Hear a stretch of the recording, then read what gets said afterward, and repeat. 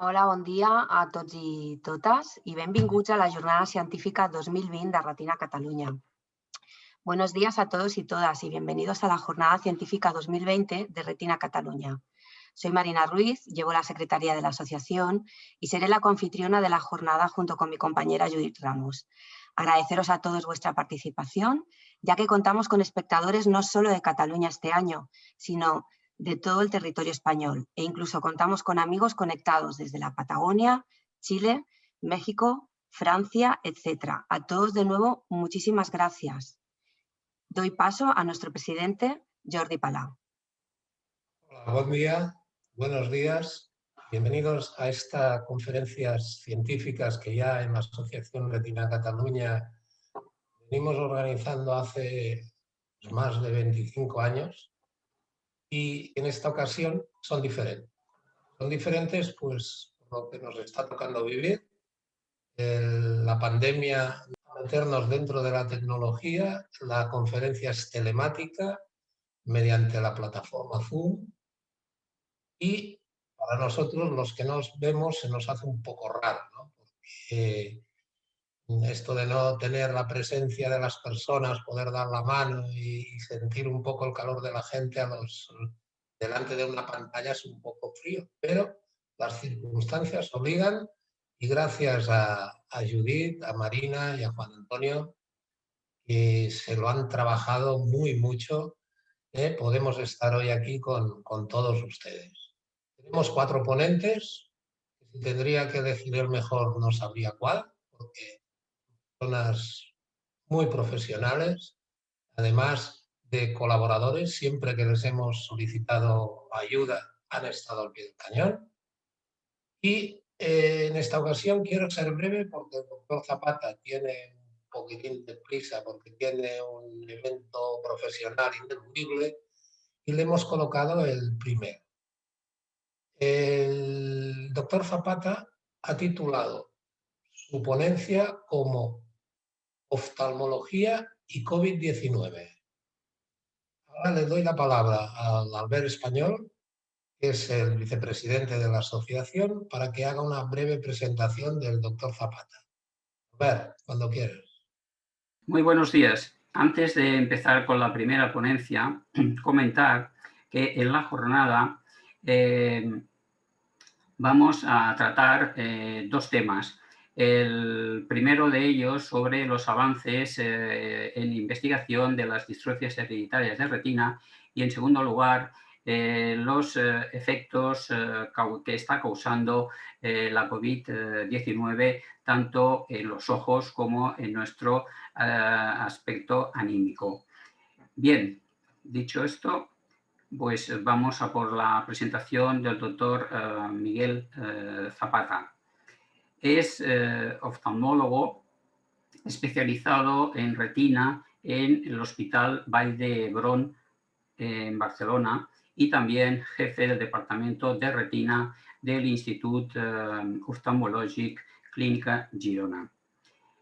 El doctor Zapata es un gran retinólogo, pero hoy más bien nos va a hablar de esos efectos nocivos que está causando esta maldita pandemia de la COVID-19. El doctor Zapata es un gran colaborador de las asociaciones de distrofias hereditarias de retina y hace unos años estuvo colaborando en la elaboración de la guía práctica clínica. Doctor Zapata, cuando quiera. Muchísimas gracias por la presentación y muchísimas gracias por la invitación. Ya sabéis que es un placer estar siempre con vosotros. Os agradezco este cambio, a ver si me sale bien el examen. Y bueno, yo lo que quería era, voy a compartir la presentación, pero lo que voy a hablar principalmente, como habéis dicho, es sobre COVID-19 y oftalmología. Lo voy a hacer desde un punto de vista un poco genérico, pasando por todo, ¿no? Bueno, el virus este dichoso se ha convertido en nuestro día a día desde hace ya muchos meses. Llevamos 9 meses pues bregando con esta situación y quien más, quien menos, a día de hoy conoce perfectamente en qué consiste este virus. Sabemos que es un virus que no es nuevo. Este grupo de coronavirus se conocieron ya en los años 60, pero sí que es verdad que la cepa o este nuevo tipo pues sí que es nuevo, ¿no? Los síntomas que da pues suelen ser los más frecuentes: tos, fiebre, cansancio. Eso ya los conocemos todos. Y sabemos que puede tener también algunos otros efectos, ¿no? Como dolor de garganta, dolor de cabeza, molestias gastrointestinales y demás, ¿no? Pero vamos a ver cómo este virus está afectando a la oftalmología y cómo afecta a los ojos, ¿no? Lo primero que tenemos que decir es que la persona que dio la voz de aviso de este virus fue el doctor Li Wenliang, que falleció desafortunadamente, y era oftalmólogo, con lo cual pues vemos que alguna importancia tiene que tener el virus en oftalmología cuando la primera persona que lo detectó fue un oftalmólogo, en este caso chino, como conocéis, ¿no? El doctor Li Wenliang. Bien. ¿Por qué? ¿Por qué pasa esto? Porque hasta en un 30% de los casos el virus, la acción directa del virus puede generar conjuntivitis, ¿vale? Diferentes series los han descrito entre un 3 y un 30%. Realmente es muy, muy frecuente que los pacientes se presenten con una conjuntivitis. En este caso es bilateral, existen lagañas y secreción, aunque no tanto como las que podemos encontrar con adenovirus. Y bueno, el tratamiento de la conjuntivitis es el del virus general, ¿no? Pues limpieza, mucha lágrima artificial y esperar a que esto se pase, ¿no? Como cualquier otra conjuntivitis casi pues muy similar. Pero el virus, aparte de la conjuntivitis, puede tener acción directa o casi indirecta en muchas otras zonas del ojo. Y es que se ha visto que el virus causa un efecto de un estado de hipercoagulabilidad. El virus genera unos factores inflamatorios que acaban aumentando pues, la adherencia de las plaquetas, acaban produciendo fenómenos, como hemos dicho, de hipercoagulabilidad por todo el cuerpo, ¿no? Y eso puede verse reflejado también en la retina, en forma de flebitis, de papiloflebitis, como se han descrito en este paper que publicaron unos compañeros del Ramón y Cajal, creo que fue en este caso, un paper del doctor Insausti García, o, por ejemplo, en otras publicaciones, también ya a nivel internacional, se han visto pues, que la retina puede sufrir estas alteraciones microvasculares y pequeños infartos de la capa de fibras producidos por una acción, parece ser, directa del virus. Eso también lo vieron nuestros excelentes compañeros que todos conocemos en Navarra, en este caso el equipo del doctor García Layana, también un gran retinólogo de este país, y ya vieron y detectaron pues, estas alteraciones microvasculares en la retina de los pacientes afectados por COVID. Nosotros en el hospital pues, también hemos querido aportar nuestro granito de arena y hemos visto también algo muy interesante que nos acaban de publicar en una revista en el British Journal, y es que la densidad vascular de la retina está disminuida y además eso responde al grado de severidad que tuviera la enfermedad. Así, no sabemos muy bien por qué, pero parece ser que podría haber un cierre microvascular en estos pacientes, sobre todo cuanto más graves están, mayor cierre microvascular, y esto afecta la densidad vascular de la retina. Esto abre una nueva vía de investigación, no sabemos muy bien dónde nos puede llevar, pero desde luego parece interesante estudiar porque pudiera ser quizás un factor pronóstico, un biomarcador de afectación sistémica, no lo sabemos. Y ahora estamos haciendo el seguimiento de estos pacientes a ver qué es lo que pasa pues 6, 9 meses después de haber pasado la enfermedad, ¿no? A ver si estos parámetros de retina se recuperan o no. Pero aparte el virus puede dar no solo conjuntivitis y afectación microvascular, sino también se han visto muchas otras alteraciones. Se han visto que puede dar uveitis, fenómenos inflamatorios dentro del ojo, puede dar fenómenos neurooftalmológicos en forma también de papilitis, en forma de neuroretinitis. Y después hay que decir también que el virus no solo tiene un efecto directo, sino también un efecto, por supuesto, indirecto. Aquí tenemos que añadir toda la patología que puede presentarse en el ojo por el hecho de tener un paciente intubado, un paciente en una UCI, ¿no? Pues podemos tener desde úlceras corneales por la acción de sedantes, porque no cierren bien los ojos, hasta hemorragias por maniobras de Valsalva y demás. Con lo cual, vemos que la vista, el sentido de la vista es uno de los que más se puede afectar por una acción directa o bien indirecta por el virus. Bueno, también podemos mencionar el sentido del olfato, que realmente es uno de los más tocados también por el virus, en este caso de acción directa. Aparte, se han descrito que también pueden tener problemas, sobre todo en este caso en la retina, los pacientes por los fármacos que se han dado para el virus. Sabemos que al principio, ahora ya no, pero al principio se utilizaba la cloroquina y la hidroxicloroquina, y eso es, bueno, a largo plazo, en realidad a corto plazo tiene poco efecto en la retina, pero también puede dar lesiones. Y sabemos también que se han dado antivirales como el ritonavir, que puede dar alteraciones en la retina en forma de exudados, en forma de pequeñas hemorragias. Y también se han utilizado fármacos que inhiben, son inmunodepresores, ¿no? Como el tocilizumab o el interferón beta, y este tipo de fármacos sí que es verdad que pueden dar también lesiones en la retina en forma de exudados e infartos en la capa de fibras. Bien, pero no solo el virus nos está afectando, que es lo que decía Albert Español, por una acción directa o una acción pseudo indirecta, sino que además el virus nos está afectando psicológicamente a todos. O sea, está claro que nosotros somos animales sociables, que necesitamos tocar, algunos más que otros, pero sí que es verdad que necesitamos sentirnos acompañados, necesitamos tocar al de al lado, sentir el calor, y ahora pues no podemos hacerlo.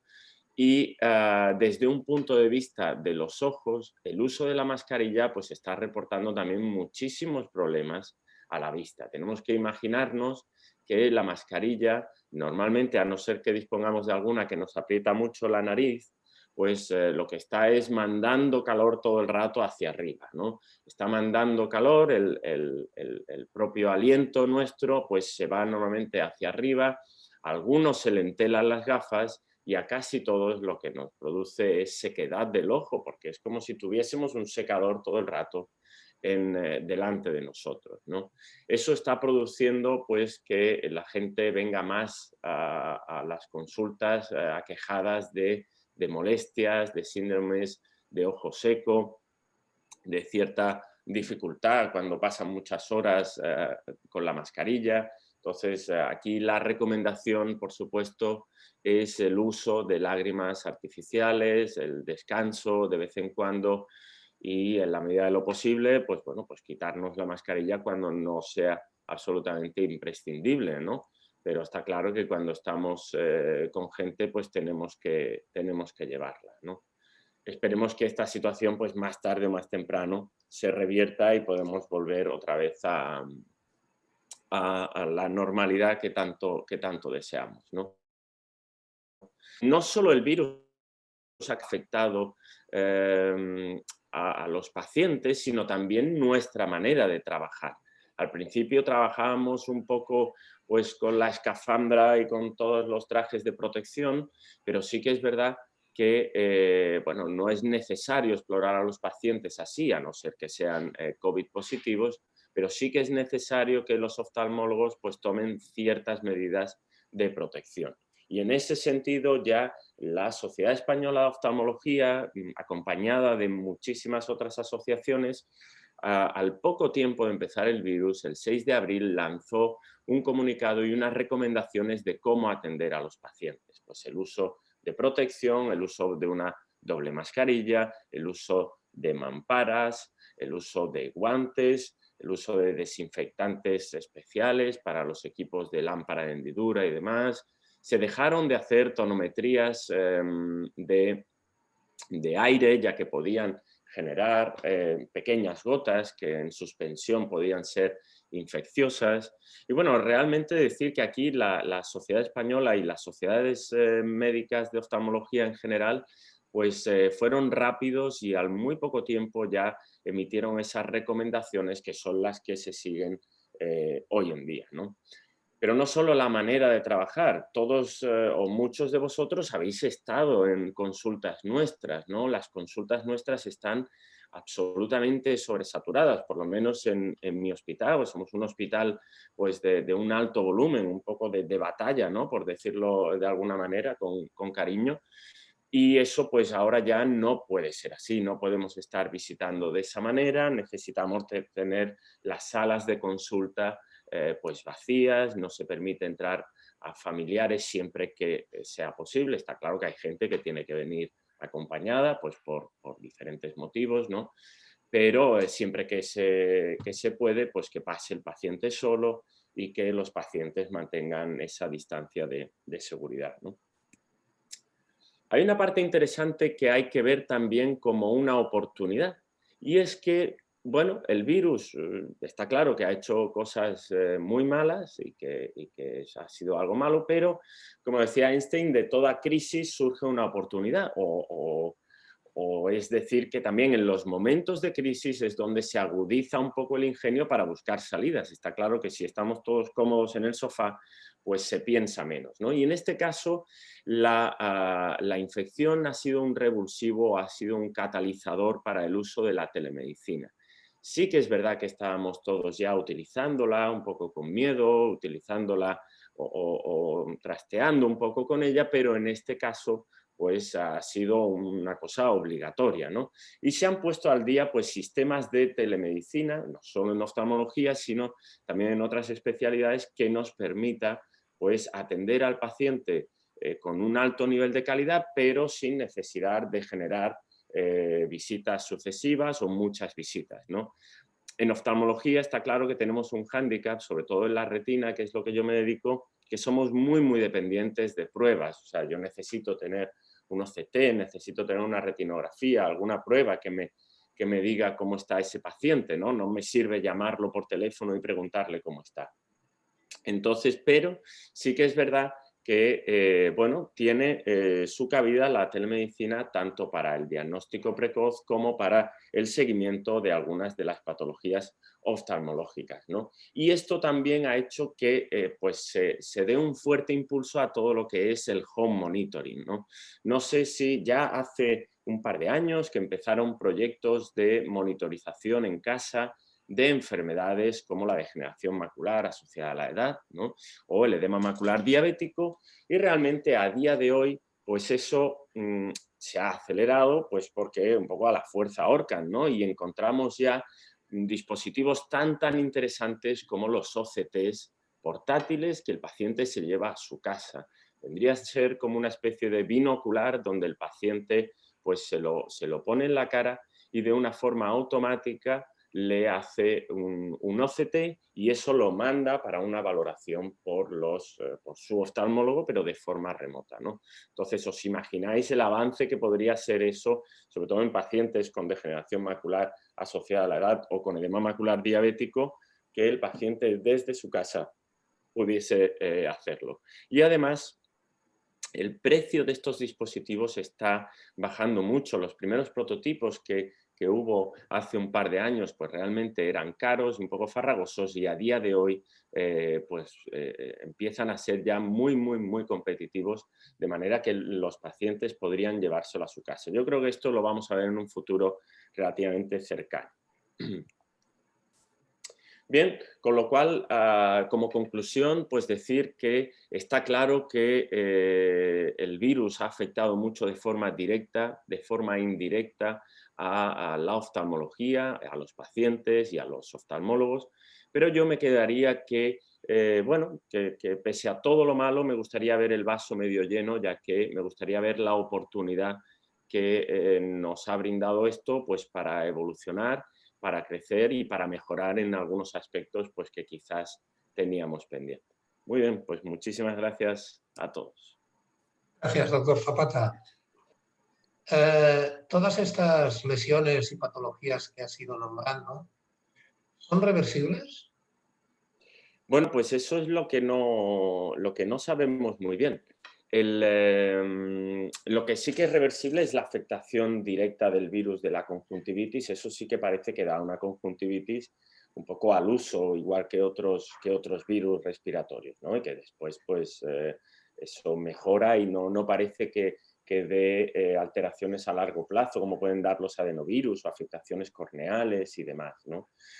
Sí que se ha visto durante bastante tiempo la expresión en la lágrima del virus. Entonces, que eso es una de las cosas que me ha faltado por comentar, y es que la lágrima puede ser contagiosa, como si dijésemos, ya que el virus se expresa en la lágrima de los pacientes, ¿no? Y en cuanto a las afectaciones de retina, las afectaciones más visibles como hemorragias, exudados y demás, parece que sí, que son reversibles, que al cabo de un tiempo pues, desaparecen, ¿no? Y lo que no sabemos es esa densidad vascular disminuida, esas alteraciones microvasculares que prácticamente no se ven a simple vista, sino que hay que ir a buscarla un poco con los aparatos, ¿no? Con los OCTs estos de alta definición y angiografías por OCT. No sabemos muy bien qué es lo que pasará. En eso estamos, a ver si son reversibles o no. Esto es lo que no sabemos. Doctor Zapata, tenemos alguna pregunta que nos están haciendo por la misma plataforma de Zoom. Por ejemplo, ¿en qué consiste exactamente la neuritis retiniana? Síntomas, muchas gracias.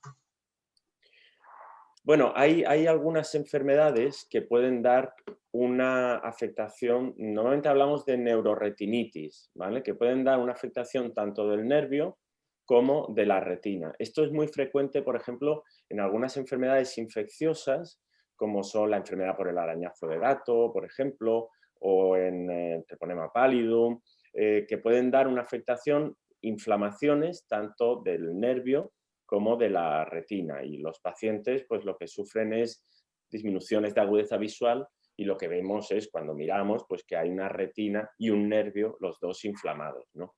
En este caso lo más frecuente es que sean, o una de las causas más frecuentes son infecciosos, y damos antibióticos para ello. Por suerte son raros, ¿eh? Y se han definido con el virus también, pero se han definido un caso, ¿eh? Solo, o sea, no, por suerte es algo que se ha descrito, pero muy poco frecuente. Y otra pregunta.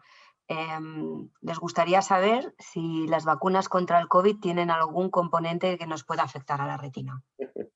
Pues la verdad es que yo lo desconozco. Eso es, a ver, pocas vacunas, que quizás el doctor Catalán me pueda corregir porque él tiene más experiencia que yo en niños, pero en adultos, desde luego, las vacunas no parece que tengan un gran problema para la retina. Yo no he visto afectaciones de retina por vacuna, con lo cual estas se supone que no deberían tener, ¿no? Igual que la de la gripe, ¿no? Entonces, esperemos que no haya ningún problema para la retina con la vacuna. Perfecto. Pues... Bueno, yo creo que estoy con el doctor Zapata, que el problema básico es que hay ahora mismo más de 100 vacunas en desarrollo y que no tenemos experiencia.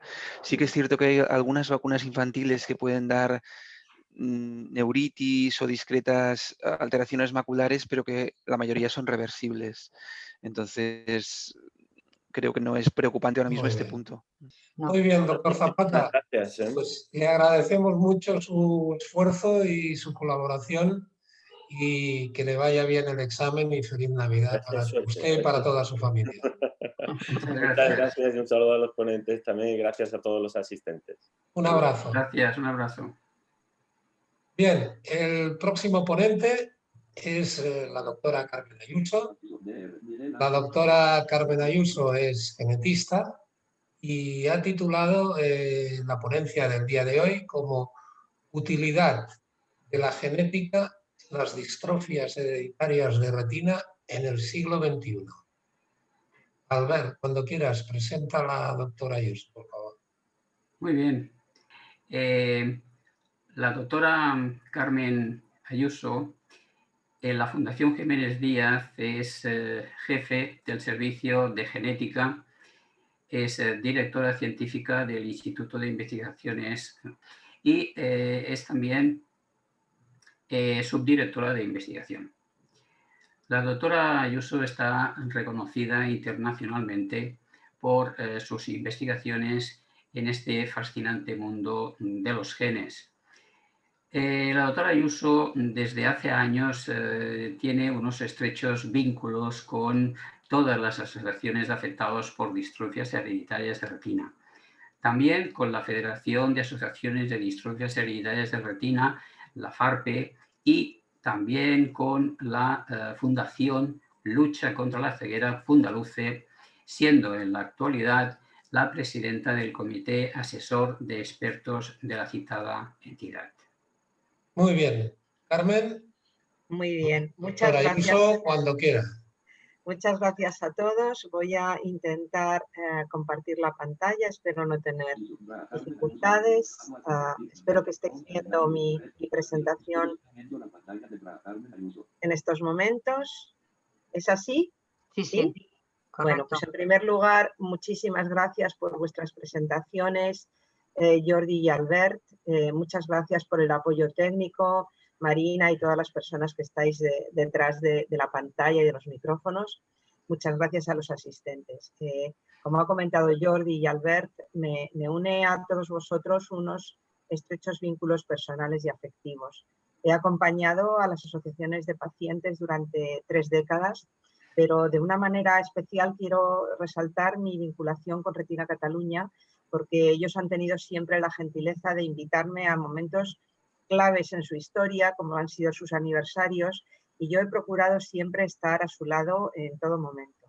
Así que les agradezco muchísimo esta ocasión, que como comentaba antes la persona que me ha precedido, la COVID-19 nos ha traído muchísimas cosas malas, pero una de las cosas buenas que nos ha traído es que permite que hoy estemos juntos, personas que estamos alejadas físicamente, pero podamos compartir este momento. Y pues doy comienzo a mi charla después de estos agradecimientos. Bueno, yo quería simplemente en este breve rato explicaros, por si todavía hay algunas personas que tienen dudas acerca de esto, por qué es importante el estudio genético en el año 2020, en el siglo XXI. Para eso quiero explicaros un poco por qué hacemos el diagnóstico genético, qué clase de diagnósticos tenemos, algunos diagnósticos especiales, en qué consiste lo que llamamos utilidad clínica, es decir, la consecuencia de hacer un estudio genético para las vidas y el manejo clínico de los pacientes, cómo se puede hacer esto en la práctica, cómo se interpreta un resultado y también la aportación de la genética a la investigación. Bueno, ¿por qué a estas alturas seguimos diciendo que es necesario el diagnóstico genético de las distrofias de retina? Pues es necesario porque para todos los que trabajamos en genética vamos descubriendo lo complejo que es las bases genéticas de las enfermedades humanas. En contra de lo que nos hubiera gustado que hubiera sido, las distrofias hereditarias de retina pueden estar producidas por multitud de genes, más de 300 en este momento conocemos. Y además, una sola enfermedad con una sola característica clínica, con unas características clínicas idénticas, pueden estar causados por cualquiera de estos genes que conocemos.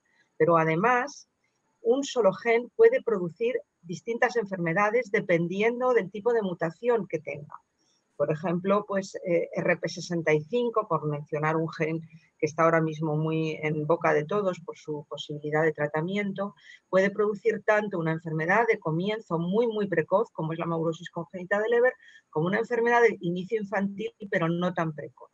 Y ABCA4, como luego comentaré, puede producir una enfermedad de Stargardt típica o una distrofia de conos y de bastones. De manera que tenemos esta, digamos, incongruencia, permitidme la expresión, entre las bases genéticas y la expresión clínica de las distrofias hereditarias de retina. Así que lo que intentamos los genetistas, en mi caso médico genetista, pero biólogos genetistas, bioquímicos, bioinformáticos, es acercar las bases moleculares a la clínica que tiene el paciente, a los síntomas que tiene el paciente.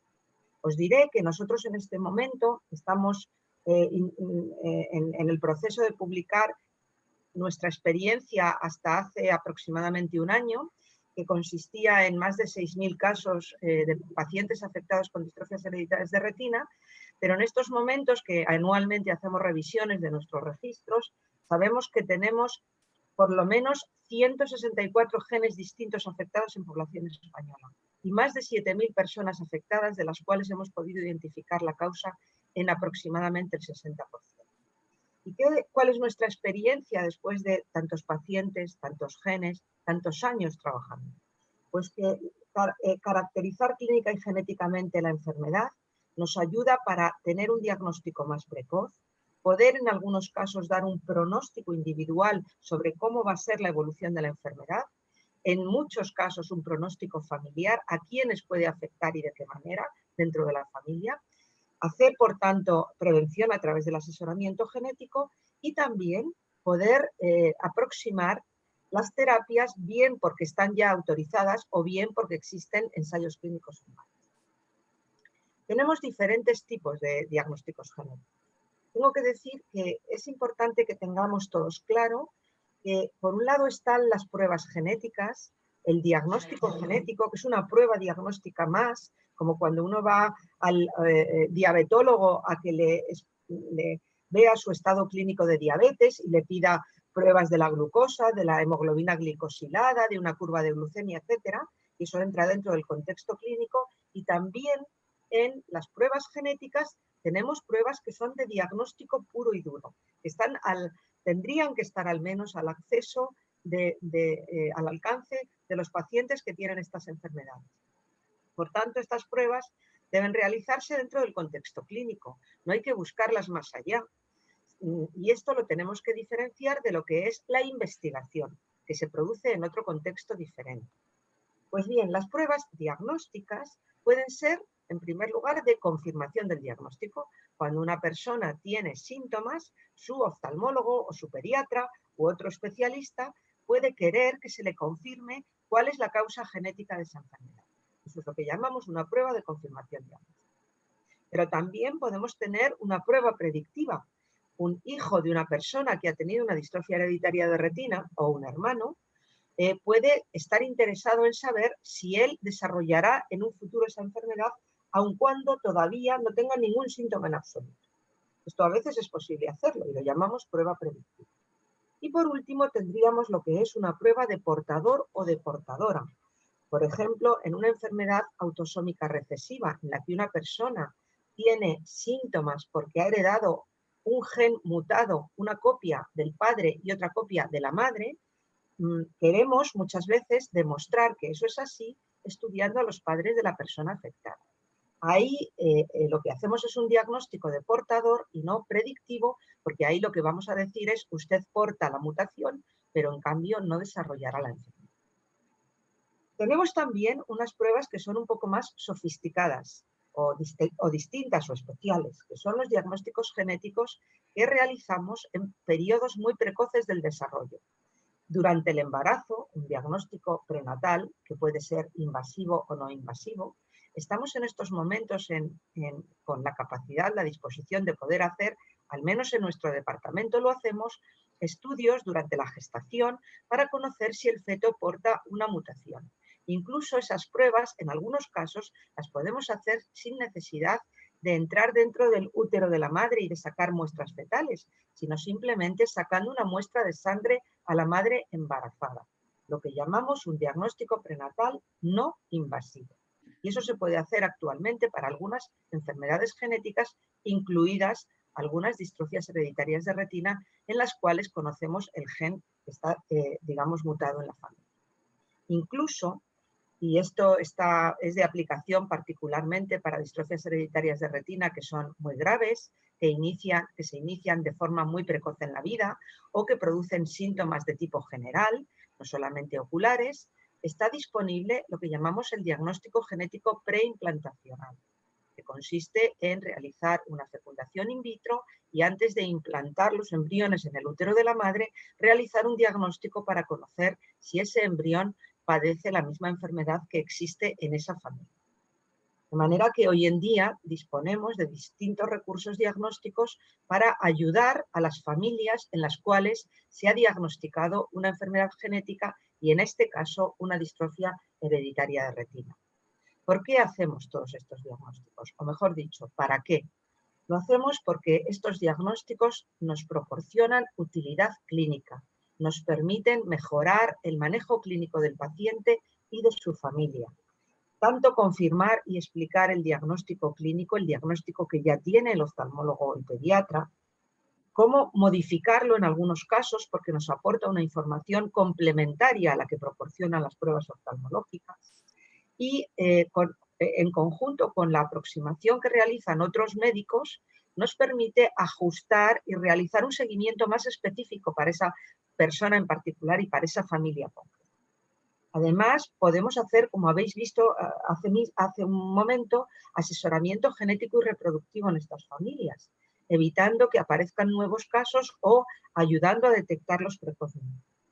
A veces tiene valor pronóstico y, desde luego, en muchísimos casos nos permite aproximar al tratamiento o a los ensayos clínicos a estas familias.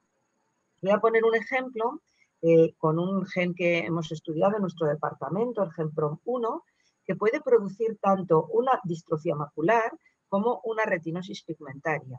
Y en un caso la enfermedad se hereda de forma dominante y en otro caso se hereda de forma recesiva.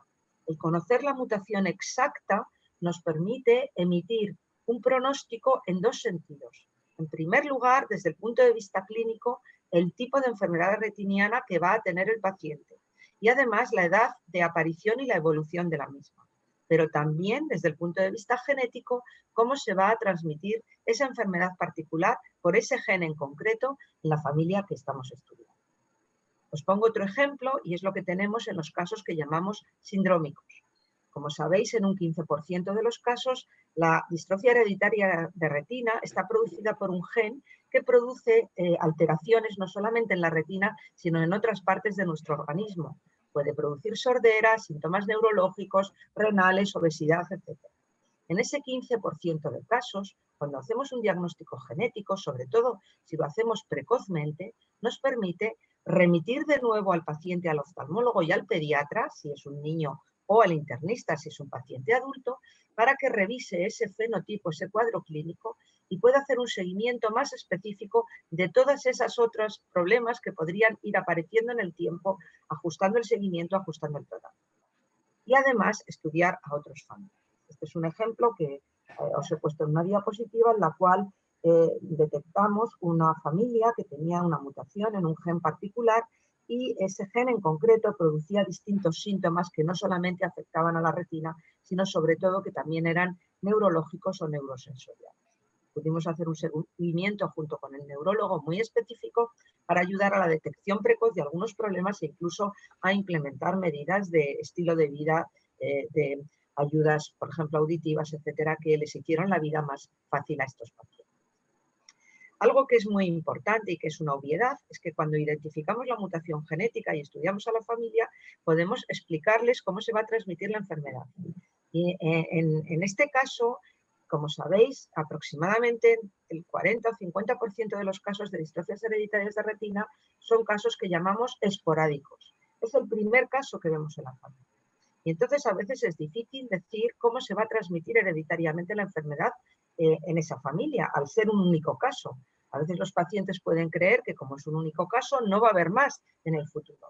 Pues bien, el hacer el estudio genético nos puede permitir para o bien confirmar que el riesgo existe solo para los hermanos, porque se trata de un caso recesivo, lo que es lo más frecuente, pasa en el 85% de los casos esporádicos, pero también descubrir algunos casos en los cuales podría repetirse la enfermedad, y eso ocurre en el 16% de los casos, porque se trata de una enfermedad dominante nueva y el paciente es el primer caso, pero lo podría transmitir a sus hijos, o se trata de una enfermedad ligada al cromosoma X que no había dado la cara por no haber habido varones con la mutación hasta ese momento en la familia. Así que es muy importante para los casos esporádicos, es particularmente importante. También a veces nos permite identificar casos en los cuales podría parecer que no se va a repetir la enfermedad. Aquí veis una familia en la cual ha habido varios casos en las generaciones precedentes y aparece una persona que aparentemente no tiene síntomas y que podría creer que puede estar tranquilo porque en su descendencia no va a suceder nada. Sin embargo, se trata de una mutación en un gen, PRPF31, que sabemos que tiene penetrancia incompleta. Él tiene la mutación y nunca desarrollará la enfermedad, pero puede transmitirla a sus hijos, quienes podrían o no tener síntomas de la enfermedad. Y advertir de todo esto es muy importante y no podemos hacerlo si no tenemos un estudio genético de la familia. También os comentaba antes que nos puede servir para dar un valor pronóstico. Os puse el ejemplo de PROM1, pero un ejemplo muy claro para nosotros es ABCA4. Sabéis que el gen ABCA4 es el responsable de la mayoría de los casos de enfermedad de Stargardt y en la mayoría de los casos de las personas que tienen mutado este gen, en efecto, tienen síntomas compatibles con enfermedad de Stargardt. Sin embargo, algunas veces la enfermedad evoluciona afectando a las zonas periféricas de la retina y produce lo que llamamos una distrofia de conos y bastones. Pues bien, nosotros sabemos por el tipo de mutación que encontramos, podemos ver en muchos casos si esa va a ser la evolución que va a ocurrir en un caso determinado o no. Incluso hemos podido establecer, después de estudiar 506 familias españolas, que la edad de comienzo depende también del tipo de mutación que encontramos. Y que hay una forma muy leve de la enfermedad, que llamamos comúnmente silencio coroideo, que se asocia preferentemente a una mutación que es particularmente frecuente en España. Una mutación que prácticamente no existe en otras partes del mundo. Y por supuesto, una de las razones fundamentales por las que en estos momentos las personas están solicitando el estudio genético en distrofias hereditarias de retina es para estar preparados para la llegada de los tratamientos específicos gen dirigidos. Y así muchas personas nos preguntan si serán beneficiarios de los tratamientos, por ejemplo, nuevos, en este caso con Luxturna. Para poder recibir un tratamiento con Luxturna es necesario saber y tener afectado el gen RP65 y tener mutadas las dos copias de este gen. Si ese es el caso, y además se dan otra serie de características clínicas en la retina del paciente, ese paciente podría estar preparado para recibir ese tratamiento. Sin embargo, si la persona tiene mutado otro gen o se le ha buscado el gen RP65 y no lo tuviera mutado, en esos casos no se va a poder poner el tratamiento con Luxturna, puesto que el tratamiento solamente cura los casos que tienen mutado este gen. Pero hay una serie de casos, muchos todavía.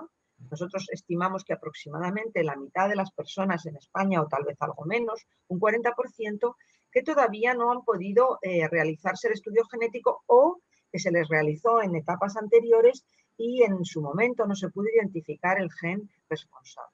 Pues es importante que todas esas personas vayan poco a poco accediendo a través del Sistema Nacional de Salud, de los recursos que tengan a su alcance para poder realizarse el estudio genético y estar preparados para los posibles tratamientos. ¿Cómo podemos hacer esto? Pues esto se puede solicitar a través del especialista, el oftalmólogo, el pediatra, etc. ¿Qué se necesita? Pues en primer lugar, tener bien recogidos los datos clínicos o familiares. Nosotros desarrollamos a principios de este siglo, en el año 2000, un cuestionario genético que creo que muchas personas utilizan actualmente. Para nosotros es un orgullo saberlo. Ese cuestionario nos permite recabar muchos datos genealógicos, familiares y clínicos de la familia y poder más o menos establecer a priori un posible modelo hereditario. Después, el clínico solicitante tiene que conocer a través de su Sistema Nacional de Salud qué laboratorio, qué departamento tiene accesible para hacer el estudio genético.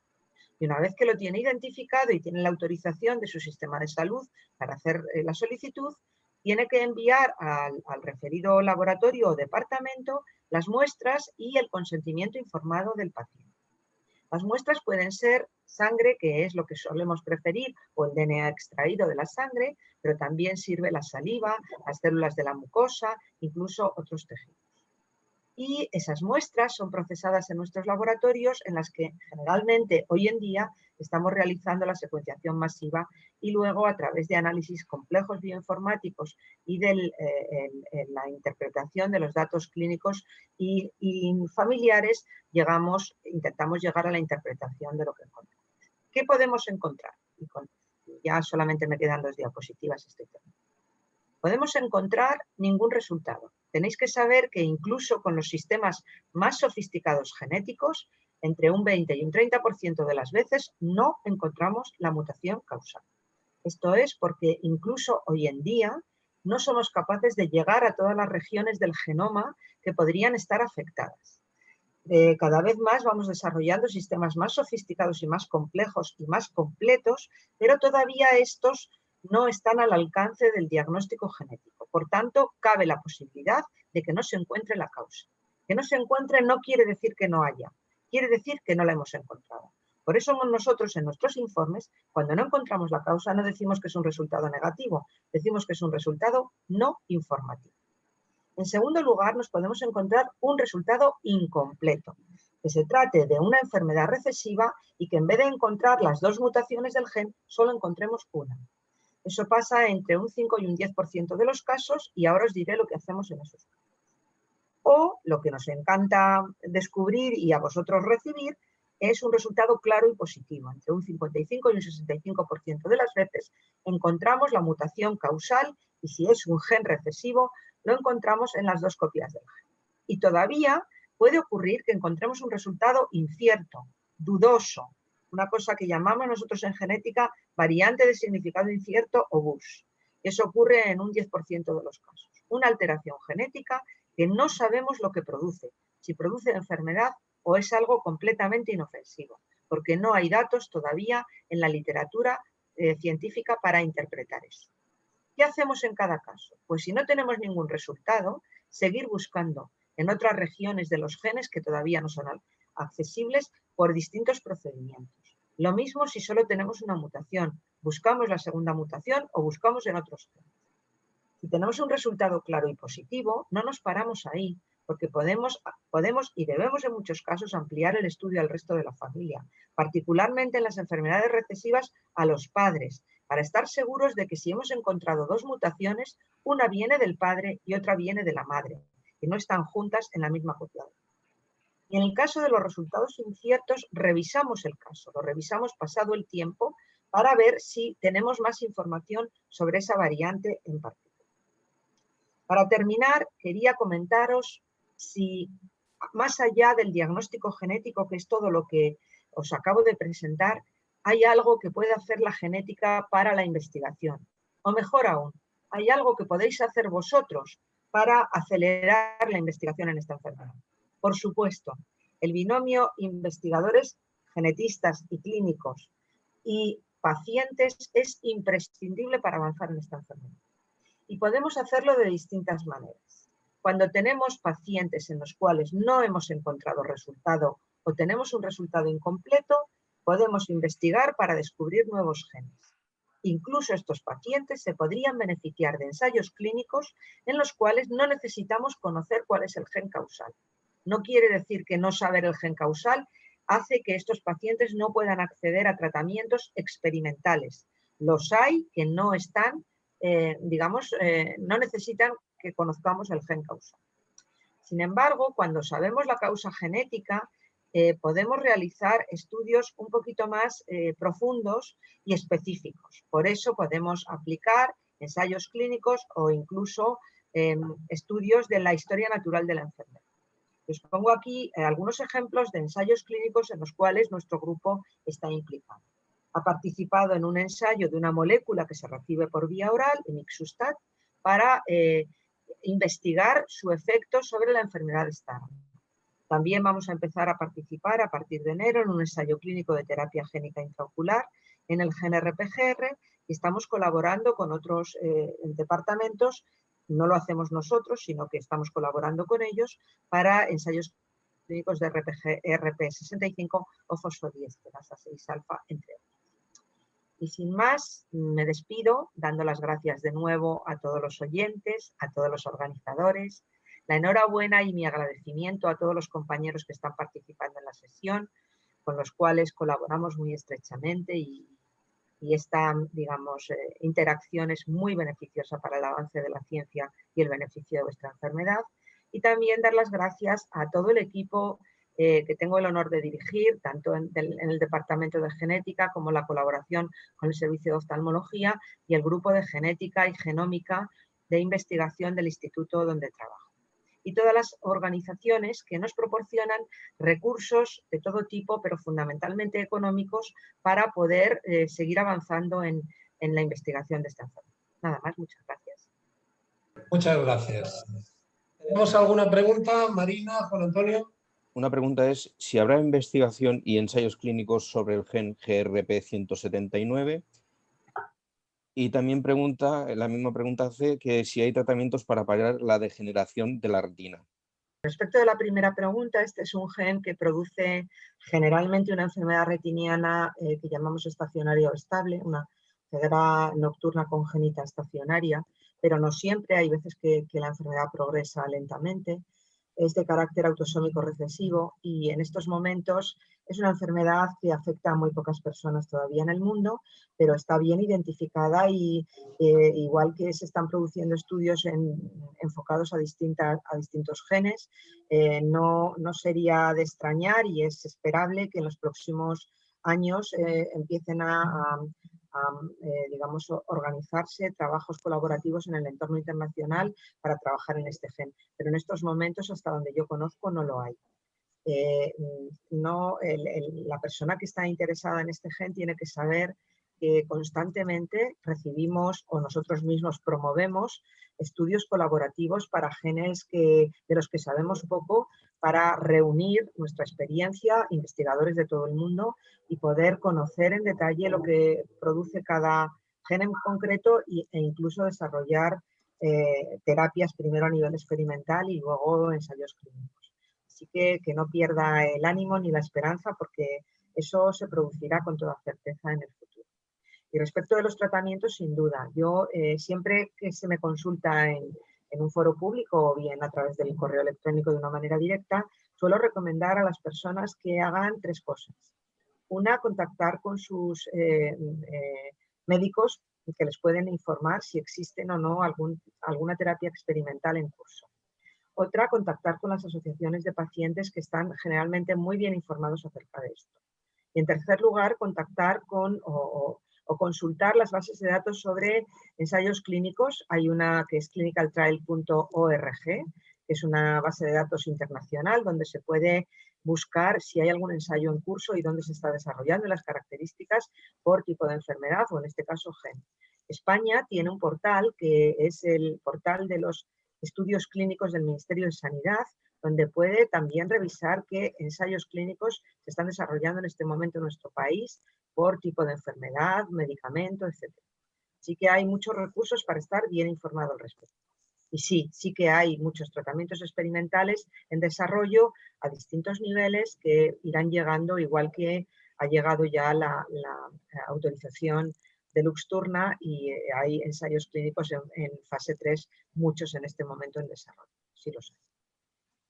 Queda una segunda pregunta por email, que sería también para la doctora, y la pregunta es la siguiente.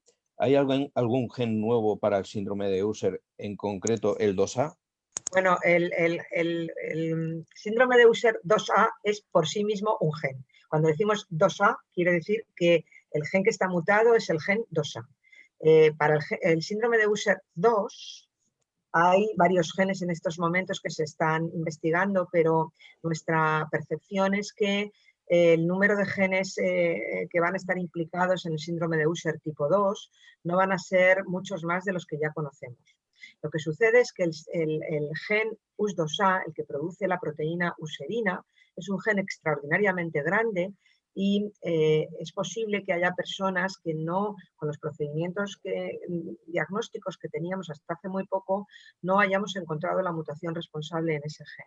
Por tanto, aquellas personas que tienen síntomas de síndrome de Usher tipo 2, una sordera moderada, no progresiva, y una retinosis pigmentaria de inicio en la adolescencia o un poquito después, Esas personas que no tienen caracterizado aún el gen y que fueron estudiadas hace algunos años, yo les recomiendo que hagan la consulta a partir del año que viene, porque es posible que haya otras opciones de llegar a encontrar la mutación.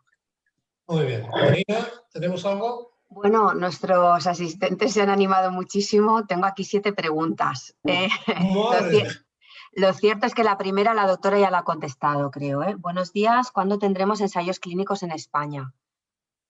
Bueno, ¿cuándo tendremos? No hay que contestar en futuro. Ya hemos tenido y ya estamos teniendo. O sea, no es algo del futuro, es algo del presente. Está claro. España está muy bien posicionada porque hay varios grupos, uno tengo el honor de dirigirlo, pero está el grupo del doctor Jaume Català.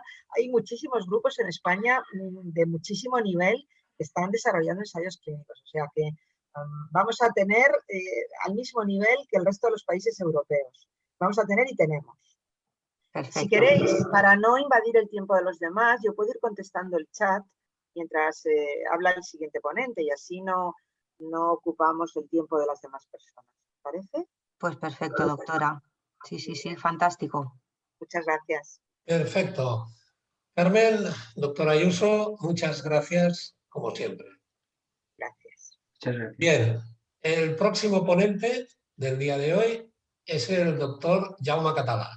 El doctor Jaume Català es oftalmólogo y ha titulado la ponencia de hoy como Perspectivas en el abordaje de las distrofias de retina.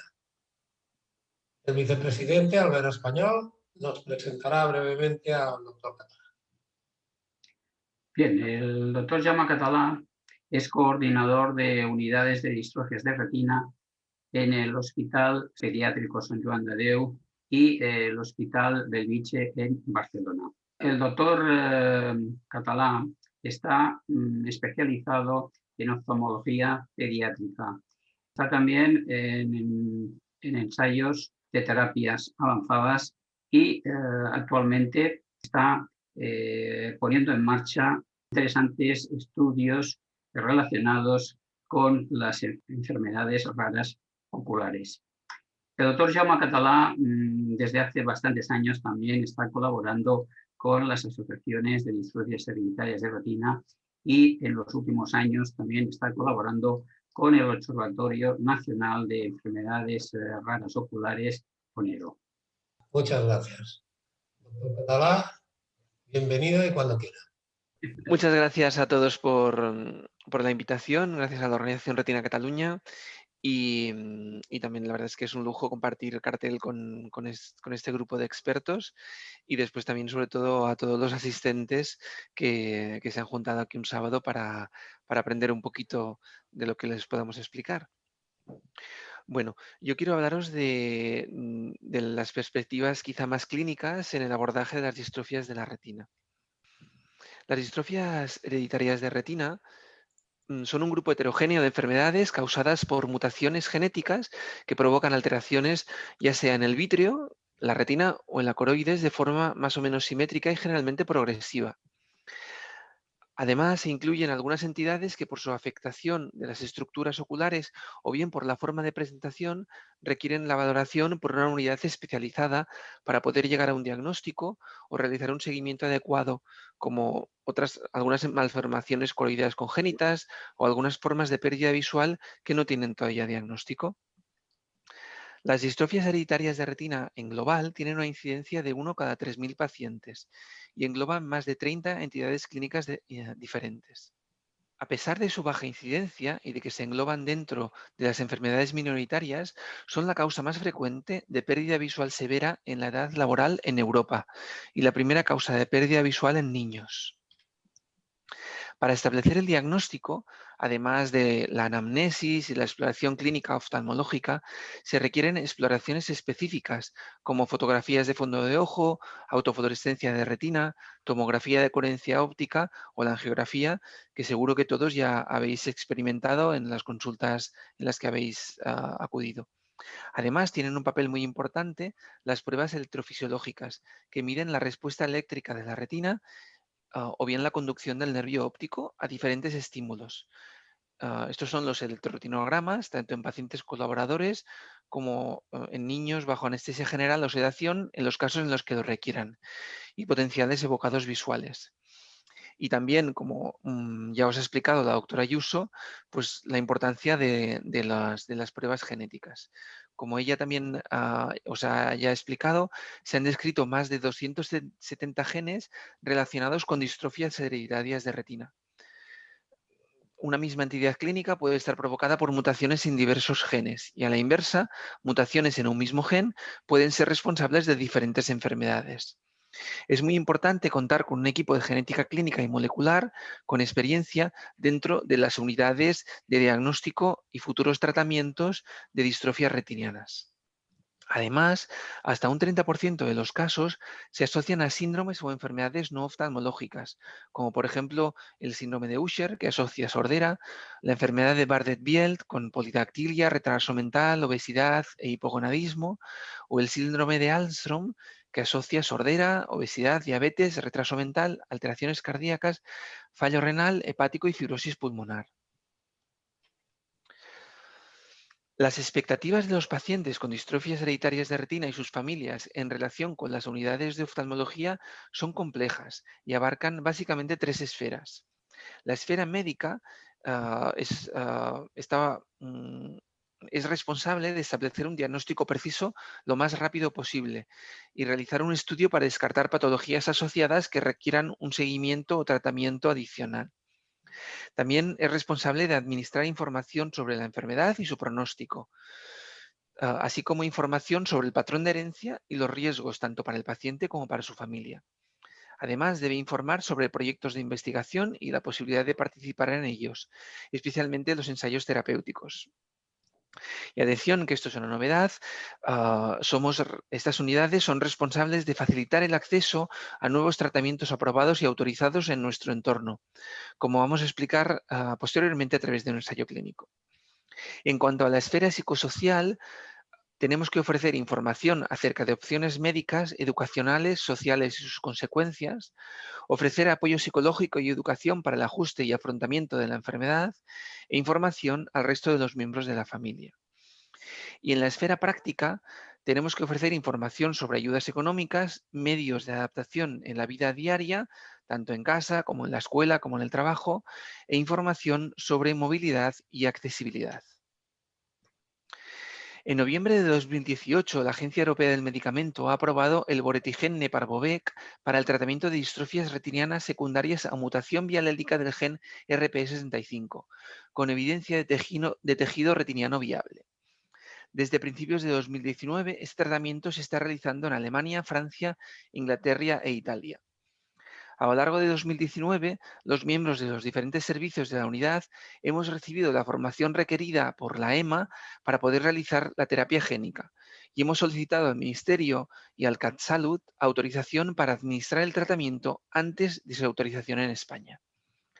La primera paciente seleccionada es una niña de 11 años con nistagmus y baja visión desde el nacimiento, diagnosticada de amaurosis congénita de Leber. En la retinografía se observa una atrofia retiniana periférica con conservación del polo posterior. Y en la OCT podemos observar la conservación de las capas externas de la retina que permite la indicación de este tratamiento.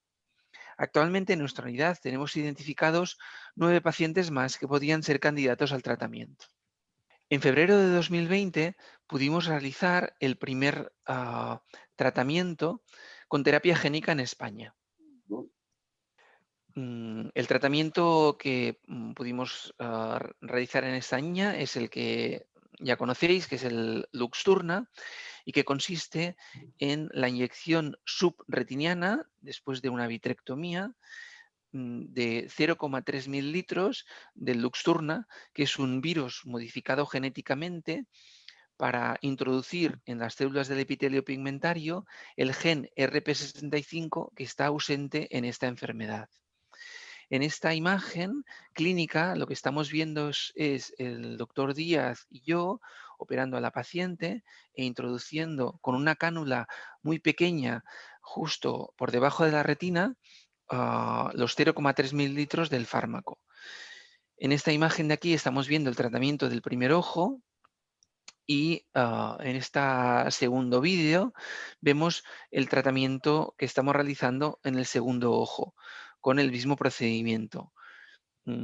Se ve una cánula de 31 Gs, que es una cánula muy fina que introducimos a través del ojo, colocamos debajo de la retina y en esa zona inyectamos el virus. Este virus, una vez está en el espacio subretiniano, lo que va a hacer es infectar las células del epitelio pigmentario y ofrecerles el gen RP65 correcto. Y entonces esas células pueden empezar a producir la proteína que falta y entonces permite reactivar el ciclo visual en estos pacientes. La verdad es que la técnica es una técnica que es compleja, requiere pues un equipo de cirujanos vitreoretinianos experimentados, pero bueno, que es una técnica que es factible y que podemos realizar. 6 meses después de la intervención, la paciente no ha presentado complicaciones. Tanto la paciente como la familia refieren una mejoría de la función visual, que empezaron a detectar a partir de las 2 semanas de la intervención del segundo ojo. La agudeza visual central muestra una mejoría muy discreta. Para que os hagáis una idea, esta paciente ha pasado de unas visiones por debajo de 0,05 a una visión de 0,1 binocular. O sea que la agudeza visual no ha mejorado de manera espectacular. En el fondo de ojo se puede ver una zona de atrofia correspondiente a la zona de la inyección subretiniana. Y en la OCT, que podemos ver imágenes de mejor calidad debido a que la paciente ha mejorado su capacidad de fijación y ha reducido mucho el nistagmus. Hemos detectado que los valores de sensibilidad retiniana han mejorado. Y en el estudio del campo visual de los 5 grados centrales se muestra una mejoría generalizada. Todos los puntos evaluados han duplicado su sensibilidad en decibelios. De forma mucho más gráfica y en consonancia con el testimonio de la paciente y su familia, que han notado una mejoría muy significativa de su capacidad de moverse, en este vídeo, en la zona superior, vemos en un circuito como la paciente tenía muchas dificultades para moverse en condiciones de poca luz. Sin embargo, 2 meses después del tratamiento, en el mismo circuito, pues había mejorado de manera significativa su capacidad de moverse en ambientes de poca luz. Desde el año 2008 hemos iniciado una colaboración entre Sant Joan de Déu en Esplugues de Llobregat y el Hospital Universitario de Bellvitge para la atención de los pacientes con distrofias hereditarias de retina. La unidad funcional de distrofias hereditarias de retina se formalizó en el año 2016 y tiene un carácter multidisciplinar y está formada por una unidad básica y diversas unidades que colaboran en la atención de estos pacientes de forma coordinada. Actualmente está formada por 4 oftalmólogos, una neurofisióloga, 4 genetistas clínicos y moleculares, así como personal de optometría y enfermería, y colaboramos con diferentes asociaciones de pacientes dentro de la unidad. Nuestro ámbito de actuación es el área metropolitana sur de Cataluña, toda la región de Cataluña, y además estamos optando a ser un centro CESUR y ya podemos atender a pacientes de toda España derivados a nuestro centro. En cuanto a la actividad, los servicios de oftalmología de los 2 centros son punteros en el tratamiento de enfermedades oftalmológicas y reciben pacientes no solo de toda Cataluña, sino también del resto de España por diferentes patologías. Si nos centramos en la unidad de distrofias hereditarias de retina, en los últimos 3 años hemos atendido más de 150 pacientes nuevos con distrofias hereditarias de retina y hemos realizado seguimiento de más de 1.500 pacientes en las 2 unidades.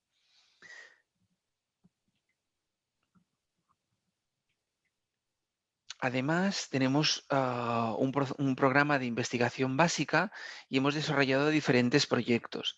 En colaboración con la doctora Ana Méndez Unzunegui, hemos desarrollado un modelo animal con una nueva aproximación terapéutica a distrofias hereditarias de retina independiente de las mutaciones genéticas que la provocan. Sobre todo en mutaciones en las que hay alteraciones en la producción de ATP y ADP. También, en colaboración con la doctora María Verdasco, hemos estudiado la participación de las distrofias retinianas en alteraciones en los metilomas, esto es, en alteraciones digamos, no solo afectando a mutaciones puntuales genéticas, sino también afectando a alteraciones que interfieren en la manera en la que se expresan esas mutaciones en los pacientes. También, en colaboración con la doctora Rosa González de la Universidad de Barcelona, hemos realizado estudios en las mutaciones genéticas en los pacientes pediátricos. También hemos evaluado pacientes con síndrome de Usher y cómo afecta esas mutaciones en las características clínicas de nuestros pacientes. Después también, en colaboración con el doctor Martínez Montseny, estamos desarrollando un programa de diagnóstico y seguimiento de los pacientes con colobomas coriorretinianos. Estamos realizando también un estudio de diagnóstico precoz en recién nacidos con patologías oftalmológicas. Colaboramos también con el Departamento de Neurología en el diagnóstico y tratamiento de diferentes enfermedades y después también hemos empezado el tratamiento con Luxturna y somos pioneros en España con este nuevo tratamiento.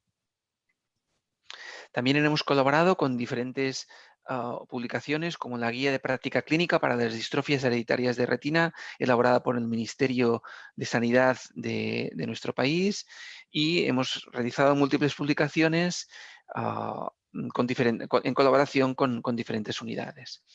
También tenemos un programa de formación continuada, tanto para los profesionales de la unidad como para formación de profesionales externos y también para pacientes y familias.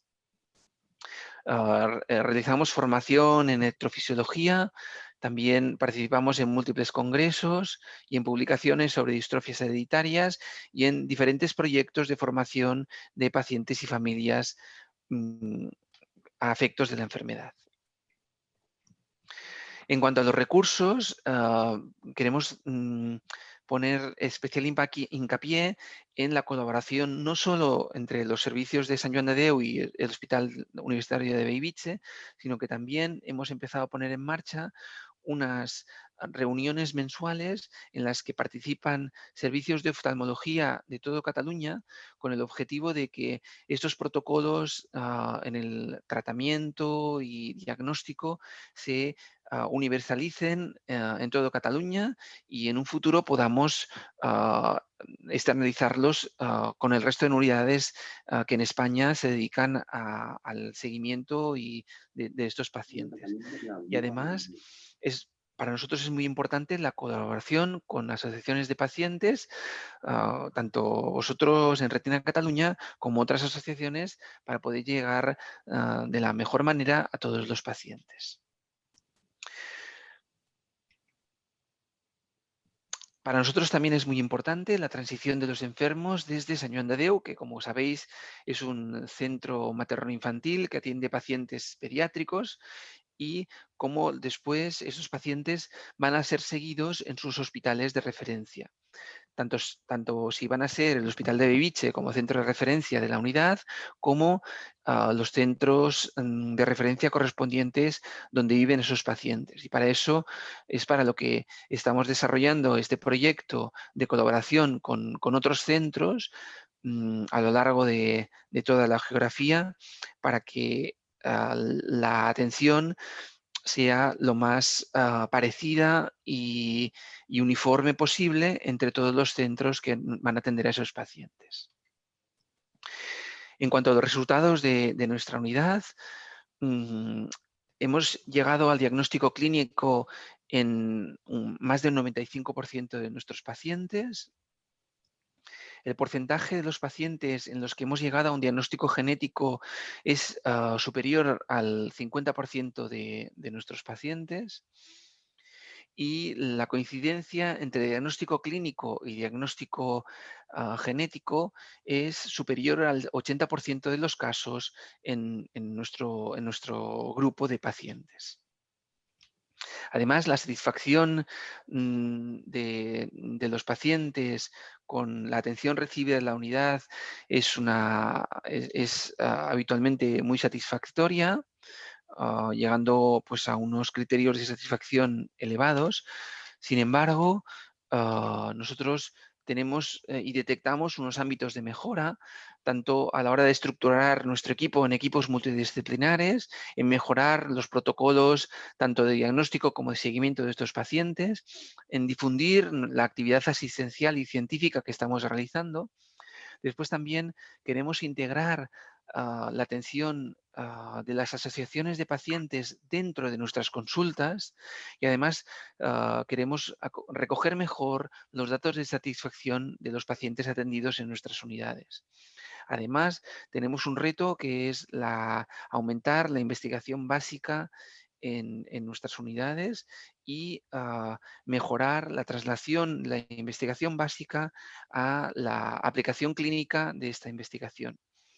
Y además queremos aumentar nuestra capacidad de docencia creando un área de formación en técnicas complejas en las que podamos enseñar no solo técnicas clínicas, sino también tratamientos quirúrgicos de lo que va a ser la aplicación de las nuevas terapias génicas para poder extender su uso a la mayor parte a otros centros para su aplicación en la mayor parte posible de pacientes. En conclusión, las distrofias son patologías complejas en las que ya el diagnóstico es algo que puede ser difícil y que además son patologías invalidantes y progresivas con unas implicaciones sociales y familiares que todos conocéis. Tenemos que hacer que los ensayos clínicos que ya están presentes en nuestro país, pues podamos extenderlos y aumentemos la colaboración entre las diferentes unidades que los están realizando en diferentes ámbitos de la geografía de nuestro país. Hacer accesibles los tratamientos que ya se están aplicando en el resto de Europa a nuestro país. Integrar equipos multidisciplinares que mejoren el diagnóstico diferencial no solo de las distrofias, sino también de los cuadros sindrómicos que implican otras alteraciones en otros órganos del cuerpo. Aumentar y mejorar el papel de los pacientes y las asociaciones en su integración en estas unidades y aumentar la sensibilización de la sociedad y hacer que vosotros seáis un foco de mejora de la investigación y mejorar la vocación de integración territorial de estas unidades especializadas en las que no solo sea un centro en Barcelona, en Madrid o en las grandes ciudades, sino que podamos integrar esa atención a los centros que estén más cerca de donde viven nuestros pacientes, aprovechando todo lo que es esta telemedicina y esta capacidad que, como decía antes el doctor Zapata, ha sido una oportunidad de poner en común diferentes plataformas de conexión y que eso sea en beneficio de nuestros pacientes. Y sin más, pues muchísimas gracias. Estamos aquí, pues, sobre todo para atenderos y para mejorar vuestra calidad de vida. Muy bien, muy bien. Muchas gracias, doctor Català. Gracias, doctor. En estos casos yo, al no ser presencial, siempre encuentro en falta los aplausos, ¿no? Que dan un poco de calidez, ¿no? Pero bueno, se los mandamos telemáticamente. Los recibimos, Bien. los recibimos. Marina, Juan Antonio, ¿tenemos alguna pregunta para el doctor Català? Por email han entrado 3 preguntas. La primera pregunta es, dice que los pacientes que tenemos de generaciones retinianas podemos sufrir otras enfermedades. Sabemos que podemos sufrir cataratas, al igual que degeneración macular, pero ¿qué otras enfermedades podemos sufrir? Esto es uno de los temas en los que es importante el tener las unidades multidisciplinares y entonces hay algunas enfermedades, como por ejemplo habéis hablado antes del Usher, en las que asocian sordera. Otras enfermedades pueden asociar alteraciones neurológicas, algunas, por ejemplo, algunas formas de amaurosis congénita de Leber. Después también algunas pueden asociar alteraciones endocrinológicas. Entonces, cuando abordamos un nuevo paciente, habitualmente, aparte de las pruebas oftalmológicas, intentamos realizar valoraciones por el pediatra o por un otorrinolaringólogo, un endocrino, un neurólogo y también estudios analíticos para descartar enfermedades asociadas no oftalmológicas que puedan estar todavía no diagnosticadas.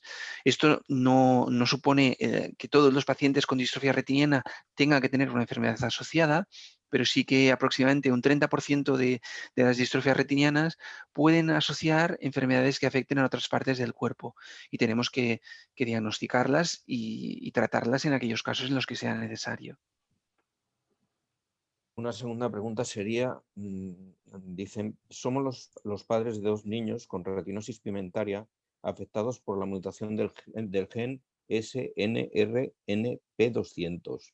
Aún tienen visión, pero ¿qué perspectivas de tratamiento y en la restauración de la visión hay? Como decía antes la doctora Ayuso, hay como 2 maneras de plantear cómo vamos a hacer los tratamientos ya en el presente y de cara al futuro. Una es específicas por cada gen, es decir, hacer un tratamiento específico para cada gen, y otra forma que se está empezando también a poner en práctica en ensayos clínicos, que es buscar técnicas que traten diferentes alteraciones que no sean específicas de un solo gen, ¿vale? Ahora mismo, para este gen en concreto, al menos que yo conozca, no existe ningún ensayo clínico en curso para el tratamiento de este gen. Corrígeme, Carmen, si tú tienes más información. Pero ahora mismo yo desconozco que haya algún ensayo clínico en relación a ese gen en concreto. Sin embargo, hay otras vías que quizá en un futuro nos puedan dar más luz y nunca mejor dicho en estas plataformas de tratamiento, como son algunos tratamientos que lo que hacen es modificar la respuesta de algunas células de la retina para que sean capaces de transmitir el estímulo visual hacia el cerebro, ¿vale? Esas son técnicas que todavía están muy verdes en cuanto a su aplicación de manera habitual en pacientes, pero que son una vía que en un futuro pues va a podernos dar información. Esto ya sé que es una respuesta que siempre os estamos dando, ¿no? Que en un futuro, pero recordad que hace 10 años se empezó de forma pionera el tratamiento con terapia génica con el gen RP65 y en febrero de 2020 en España pues yo mismo tuve el honor de hacer el primer tratamiento en un paciente con esa terapia. Entonces esto es algo que está empezando a hacerse y que hace 10 años era imposible. Entonces no tenemos que perder la esperanza porque eso está empezando a funcionar y son tratamientos que avanzan muy rápidamente. Entonces, yo estoy convencido que dentro de 10 años vamos a estar hablando no solo de un tratamiento, sino de diferentes opciones a la hora de abordar estas enfermedades. Vale, la tercera pregunta más o menos va en la misma línea. Es un padre que tiene un hijo de 8 años, diagnosticado con Stargardt tipo 1 Y lo que pregunta es que cómo van los avances a corto o medio plazo sobre 4 o 5 años, si creen que saldrá algo para poder restaurar o frenar la evolución de la enfermedad. La enfermedad de Stargardt tiene a su favor que es la enfermedad macular más frecuente en el mundo en cuanto a distrofias retinianas. Y entonces, claro, eso quiere decir que hay muchos pacientes. Además, tiene en común con la degeneración macular algunas mutaciones genéticas. Esto hace que haya muchísima investigación en relación a este gen. En contra, lo que tiene es que el gen es muy grande y es muy difícil de empaquetar dentro de los virus habituales que se utilizan para el tratamiento. Entonces, lo que se está haciendo es que se están desarrollando técnicas para partir el virus en dos e introducirlo en la retina a través de dos virus, y que una vez está dentro de la célula, pues esas dos partes del gen se vuelvan a unir. Entonces, la verdad es que esto es una técnica que parece ciencia ficción, pero que realmente está empezando a dar los primeros resultados y que probablemente en unos años pues, nos vaya a dar buenas noticias en relación al tratamiento. Sin embargo, todavía no se está realizando ningún ensayo clínico activo en humanos en relación a esa técnica que os estaba comentando para el Stargardt. El Stargardt tiene muchas vías de ensayos clínicos y probablemente sea quizá una de las primeras en las que vamos a tener probablemente algún ensayo, algún tratamiento que podamos aplicar. Muy bien, Marina, ¿tienes alguna otra pregunta? Pues sí, hay unas cuantas preguntas a través de Zoom. Si os parece bien, estas preguntas que están entrando por Zoom, si las puede ir contestando él en la pestaña de preguntas y respuestas, pues así podemos nosotros seguir avanzando con la jornada. Estupendo, perfecto, Marina. Muchas gracias. Gracias. Y voy a hacerlo por el Zoom. Muchas gracias, doctor Català. Gracias y buenas fiestas a todos. Igualmente.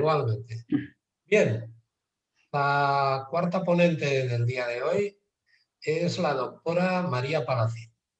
La doctora María Palacín es psicóloga, ya nos ha acompañado en 3 ocasiones más y tenemos, le tenemos también mucho cariño.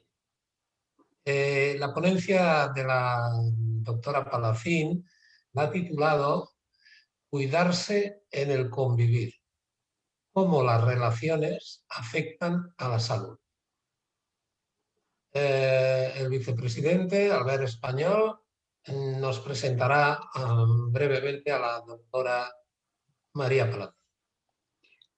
Gracias, Jordi. Bueno, yo diré que sí, que es doctora en psicología, directora del máster en autoliderazgo y conducción de grupos y experta en avances en habilidades de liderazgo en la Universidad de Barcelona. La doctora Palacín nos ha impartido varias conferencias de las que hemos salido muy reconfortados. Esperamos, por tanto, que en el día de hoy y después de la que nos está cayendo, pues podamos también decir que salimos reconfortados y con nuestro estado anímico muy, muy arriba. Muy bien, doctora Palacín, cuando quiera, y gracias.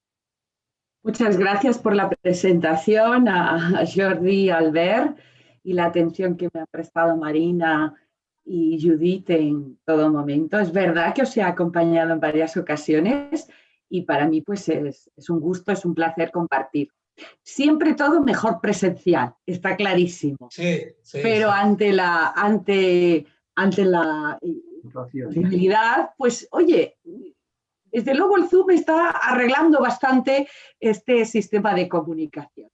Así que ya, como anunciaban, estamos en el principio del fin. Espero sea así para todos nosotros y esto sea algo que vaya quedando atrás en este 2021, que buena falta nos hace a todos, ¿verdad? Así que No sé si podré poner el ánimo tan arriba como Albert estaba especulando. Espero que sí, que alguna de las conclusiones a las que podamos llegar pues sirvan para darnos cuenta de cómo nos podemos cuidar, ¿no? en esta época que nos ha tocado vivir. Así que, si me lo permitís, voy también a compartir pantalla con mis compañeros. Voy a hablar de esto, de cómo las relaciones afectan a la salud de las personas o cómo la falta de relaciones sociales afecta a la salud de las personas. Y cuando hablamos de la salud, yo estoy hablando en el concepto que la OMS, que ahora ya todo el mundo conoce qué es la OMS, ese organismo mundial de la salud, porque lo hemos tenido en pantalla en esta pandemia también, día sí, día también, pues cómo está definiendo la salud, que todo el mundo ya lo tiene en su cerebro, ¿no? Ya lo tiene instaurado, pero es esta idea que la salud no es solo algo biológico, sino que también es algo psicológico y es algo social. Es decir, son todos estos niveles los que afectan a nuestra salud física, psicológica y socialmente. Y es muy importante, nos estamos dando cuenta ahora precisamente de esta parte social y psicológica y cómo está afectando a la parte más biológica también. Ha apuntado mi antecesor, el doctor Catalán, ¿no? Aspectos sociales, por ejemplo, ¿no? Lo importante que son en cualquier patología. Fíjense que caras sonrientes, ¿no? En grupo. Esto era este curso pasado cuando lo iniciamos y luego tuvimos que cortarlo en nuestro laboratorio en la Facultad de Psicología, en una sesión de inicio, de presentación. Esto sería inaudito en este momento, tener a tanta gente en un lugar y menos que estén tan juntos. Pero fíjense las caras de sonrientes, de la satisfacción de haber hecho algo en grupo y de cómo está afectando a su cerebro, que está sonriendo, que están contagiados, que están felices. Es decir, que las relaciones afectan para el bienestar, pero también afectan al malestar. Es decir, no todas las relaciones tienen un efecto positivo en la salud. También hay que, nuestra percepción y nuestra capacidad de valoración nos ha de dar las pautas para saber qué grupos pues, pueden ser más perjudiciales. Lo que sí está claro es que se ha visto ya desde la década de los 80, se empezó a analizar y a estudiar cómo la falta de una red social podía afectar prematuramente a la muerte de las personas. Se vio que las personas que tenían una red social baja podían tener hasta 3 veces mayor incidencia en morir que las personas que tenían una red social mejor, más potente. ¿Y a quiénes les pasaba? Pues les pasaba, según Bergman, sobre todo a las mujeres con una red social baja quedaban más afectadas en tener problemas de salud y que les llevara, por tanto, a una muerte prematura, y también a las personas con mayores de 50 años. Las personas mayores de 50 años con redes sociales bajas, con menos pertenencias a grupos, tenían posibilidades de una muerte prematura. Por tanto, ya recientemente, en esta última década, se han empezado a investigar cómo afectan las redes sociales, el pertenecer a grupos, o lo contrario, cómo el aislamiento social nos está perjudicando o beneficiando o al final afectando a nuestra salud. Un estudio de Lancet del 2010 nos decía que hizo un metaanálisis, es decir, analizó numerosas investigaciones ya publicadas y siguiendo a más de 300.000 personas a través de estos estudios de una manera longitudinal, es decir, al menos durante 8 o 9 años de la vida de esas personas, y detectó cómo las personas que tenían redes sociales bajas tenían un aumento de riesgo de muerte prematura. Es decir, cuanto más aislamiento social, más tendencia a una muerte prematura. En personas que tenían redes sociales bajas y durante un promedio de 7 años y medio. Es decir, que había de menos edad, de 6 años o de 9 años, pero en el recorrido de su historia. ¿Y esto qué nos lleva a decir? Pues que el tema del aislamiento social es un problema de salud importante.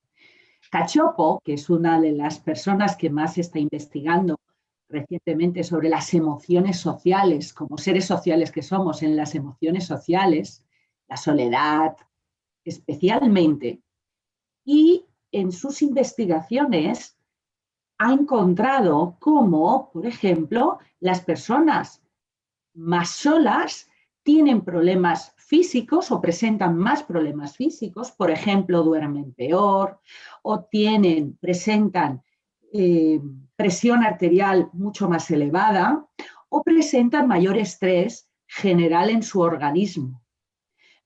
Esto a nivel físico, pero es que también a nivel psicológico han visto que las personas con más soledad, con menos redes, tienen más miedo, presentan más miedo, son personas que perciben más peligros. A lo mejor no donde existen, no lo hay ese peligro, pero sí que perciben más peligros porque son más vulnerables al encuentro. Como no tienen el hábito de la relación, perciben más peligros donde no los hay. Y por lo tanto eso les lleva a tener una tendencia superior al aislarse, al aislamiento. Y a nivel social son personas mucho más hipervigilantes, son más suspicaces, son personas que no pertenecen a grupos, que no se implican ni se identifican con relaciones, les cuesta muchísimo más mantener relaciones interpersonales de confianza, de intimidad, lo que les lleva, por lo tanto, a tener todavía más aislamiento y a estar más solas. Esto nos lleva a una gran conclusión importante.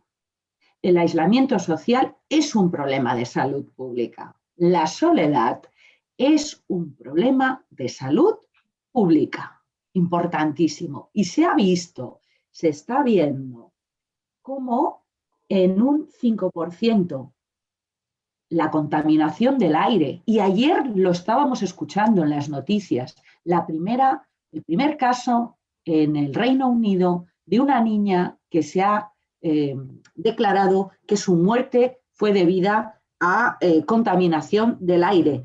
De ahí se declaraba su asma, es decir, que los especialistas finalmente dictaminaron que era provocado por la contaminación del aire.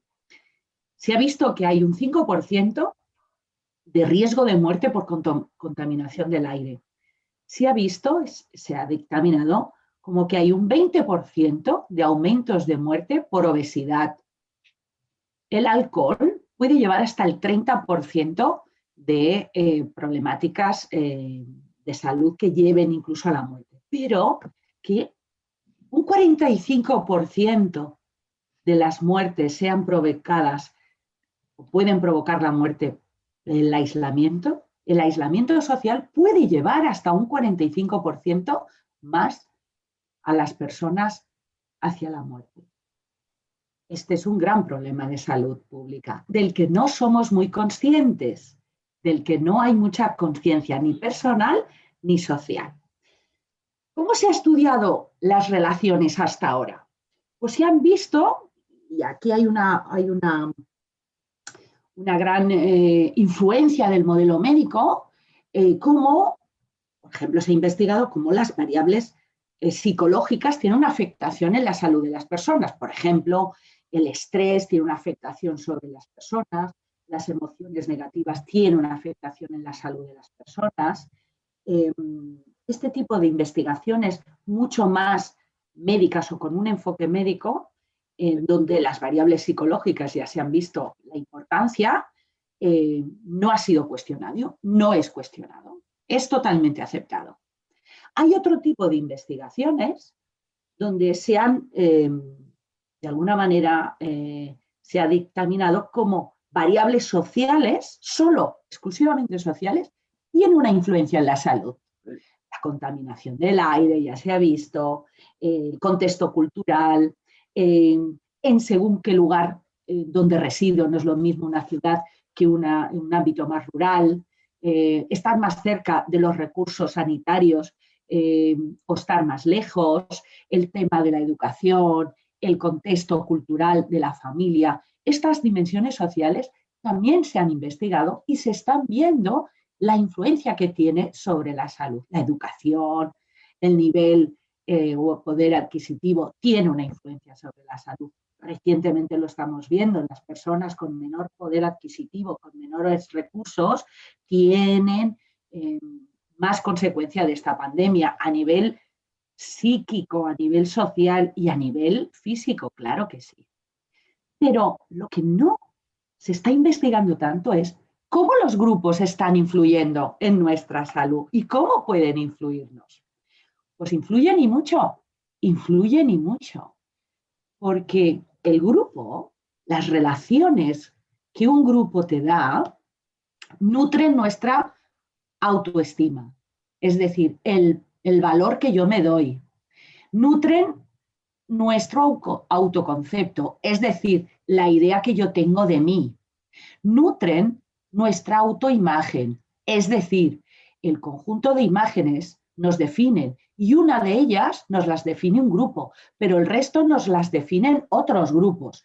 El rol de madre, el rol de profesional, el rol de amiga, el rol de hermana, el rol en un grupo de afición, de música, de baile, de aprendizaje.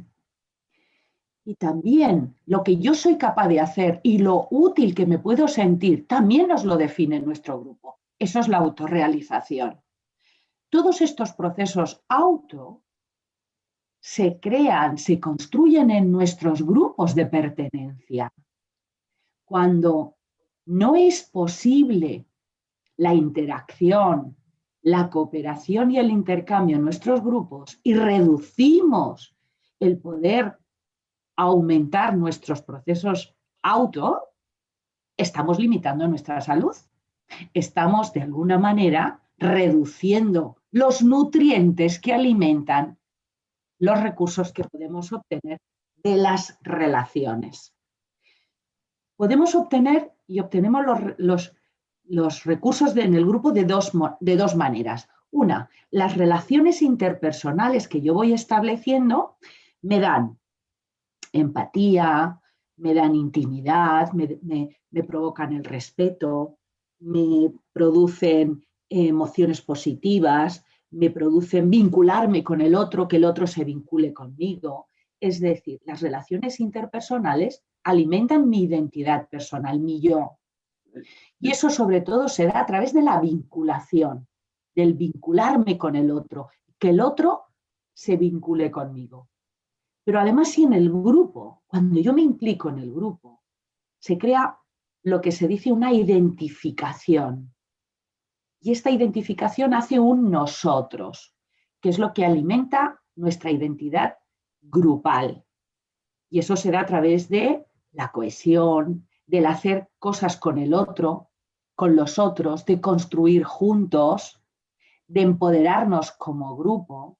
Alimentamos esta construcción social, esta interdependencia, que las personas las necesitamos. Recientemente, en una empresa que estaban todo el mundo teletrabajando y todo el mundo trabajando desde casa, se sentían más tristes, se sentían muy solos y descubrieron a través de unas pequeñas intervenciones que pudimos ayudarles a que se vieran a través de Zoom, hicieran algo muy rápido, una actividad en la que podían hablar con los compañeros, solo mirarse, poderse saludar.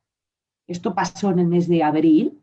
Os aseguro que sus caras de felicidad fueron tremendas. Saber que el otro estaba allí y que a pesar de todo seguía bien, se daban saludos. Es decir, cómo la interdependencia la necesitamos para nuestra propia identidad. Es tan importante que, por ejemplo, Shatter descubrió cuando las personas sienten miedo, se les ofrecía estar solas en una situación de ansiedad o estar acompañadas? ¿Sabéis qué decidían las personas? Pues en un 60% decidían más estar acompañadas en esa situación de ansiedad que esperar solas. Preferían esperar con otras personas que podían estar esperando lo mismo o no, pero preferían estar acompañadas. Y Rime recientemente estudió qué significaba para las personas compartir emociones. Pues las personas que comparten emociones se sienten mucho más protegidas, se sienten mucho más resistentes. Se vio y se ha estudiado con la depresión, cómo las personas que comparten emociones son personas que están más resistentes, son más resistentes personalmente. Y también las personas que viven con ellos tienen una afectación positiva de ese compartir emociones, de ese contar, de ese decirnos. Qué importante es. Esta imagen me gusta mucho porque quiere decir, fíjense, es dar vida, es cuidar. Collier define, ¿qué es cuidar? Cuidar es dar vida. Y dar vida significa que yo he de recibir recursos para poder darlos, porque el que cuida da recursos, pero para poder darlos tengo que poder recibirlos. Y cómo las relaciones son los espacios donde podemos dar y recibir recursos. Cómo el grupo es ese espacio donde damos recursos, pero también los recibimos. Cuando cuidas, los das, pero cuando tienes que cuidar, debes ser responsable de cuidarte, de gestionar tus propios recursos. Por lo tanto, tienes que ser responsable de saber dónde recibirlos. Y las relaciones son un foco de recibirlos. Pero también la persona que recibe recursos, es decir, la persona cuidada, tiene que ser responsable y administrar bien los recursos que recibe, porque no le son gratuitos a quien te los da. Quien te los da te está dando recursos que le cuestan un esfuerzo. Por lo tanto, también tienes que ser responsable de cómo los administras. Este es el círculo de la gran cooperación. Hoy eres cuidado, pero mañana puede ser que tengas que cuidar. Hoy cuidas y es posible que mañana tengas que ser cuidado. La responsabilidad de gestionar nuestros recursos. Por lo tanto, tenemos que aprender dos cuestiones en este análisis de las relaciones y cómo afectan a nuestra salud. Por un lado, obtenemos de las relaciones apoyo social, el vínculo es necesario, nos hemos de vincular. Es igual que sea en Zoom. El Zoom también es una manera de encontrar relaciones. Yo ayer acabé un curso que ha sido muy breve en Zoom. Y os aseguro que los regalos que se dieron las personas fueron maravillosos. Corazones, han quedado algunas personas para verse en Navidad, porque una estaba en Miami, la otra estaba en Madrid, la otra estaba... Las relaciones pueden ser en Zoom, pueden ser en presencial. Hombre, presencial siempre es mejor. Pero a falta de la posibilidad, nos hemos de aprender a relacionar de otras formas. Porque hemos y necesitamos de la vinculación, del apoyo social que nos da esa relación y de esos recursos de intimidad, de compartir emociones, etc. Pero el otro nivel es las asociaciones. Las asociaciones, los grupos diferentes, nos empoderan, nos permiten integrarnos socialmente, nos enseñan habilidades, nos enseñan comunicación, nos proporcionan nuevas identidades. Hoy, más que nunca, hay una nueva identidad que nos hace a todo ser humano igual. Y es que la pandemia nos ha dejado a todos iguales. A todos iguales. De entrada, a todos iguales. Todos nos hemos sentido igualmente vulnerables ante este COVID-19. Y esto nos ha unido como seres humanos mucho más que cualquier otra cuestión. Hemos sentido este sentimiento de universalidad y de altruismo como ser humano ha sido mayor en la primera época, en la pandemia antes del verano que posiblemente lo que sentimos ahora. Pero sí que nos unió mucho. El estar en asociaciones, el estar en grupos, nos nutre tanto esta identidad social, nos proporciona tantos recursos que, os voy a decir, fíjense, en estudios de grupos musicales o solistas musicales se ha visto que las personas que más han fallecido, incluso y que han estado pues, provocados por drogas o por consumo, etcétera, han sido siempre más solistas. Grupos musicales han estado mucho más protegidos al éxito, por ejemplo, o al movimiento fan que reciben estos grupos, y por lo tanto hay menos muertes de personas en grupos musicales que de personas solistas. Y aquí va una conclusión importante. Cuanto más me implico en una sociedad, cuanto más me implico en una asociación o en un grupo al que pertenezco, más me afecta positivamente mi salud. Más me afecta positivamente mi salud. Porque cuanto siento que estoy haciendo algo útil, tiene un efecto directo en mi salud. Construir tiene un efecto positivo en mi salud. Ahí lo dejo. Y para concluir, varias conclusiones. Primero, identificarse en grupos nos beneficia la salud física, mental, emocional. Necesitamos más investigación en esta línea. Yo estoy en dos grupos, uno en Barcelona, en la Universidad de Barcelona a la que pertenezco, y otro en la Universidad de Lisboa, en la que estamos haciendo este tipo de investigación. ¿Qué variables de los grupos son las que hacen que el grupo se cohesione más y por lo tanto tenga una afectación en la salud? Lo estamos haciendo con cuidadores de enfermos, sobre todo. Y dos conclusiones muy de divulgación, que están en color rojo, si me lo permite. Practique la promiscuidad social, eso tiene efectos positivos. 2, elige bien con quién te juntas, pero si lo has elegido, implícate en esas relaciones porque tu salud lo va a agradecer.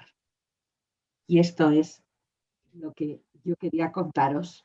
También os deseo unas felices fiestas. Este es el último grupo con el que pudimos celebrar nuestro 30 aniversario del Máster Grupos, haciendo una G de grupos, que también sirve para una G de gracias. Y felicitaros estas fiestas. Gracias. Muchas gracias, doctora Palacín. Como siempre, yo le agradezco personalmente esta charla porque creo que todos los miembros de la Junta Directiva no se va a mover ni uno ahora. Van a quedar ahí pegados. La verdad es que nos llevamos muy bien y nos coincidimos mucho con lo que usted ha comentado.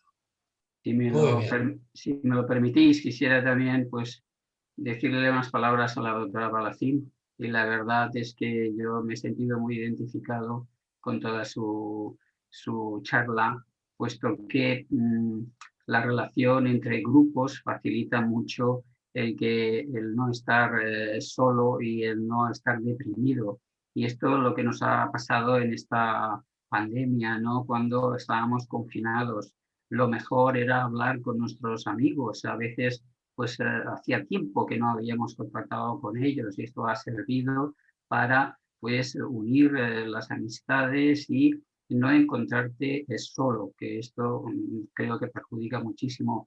Por tanto, yo después de todas las palabras que has dicho y que las asociaciones pues son importantes, pues bueno, ¿por qué no? Ya nos reuniremos toda la Junta y propondremos pues hacer una reunión mensual con todos nuestros socios, lo que se estila hoy en día, ¿no? Las teleconferencias estas, o las videoconferencias, mejor dicho, y así hacer estos que me he descuidado antes de decirlo, que tú también has colaborado con los grupos en FEDER Cataluña, con los grupos de ayuda mutua, los GAMs.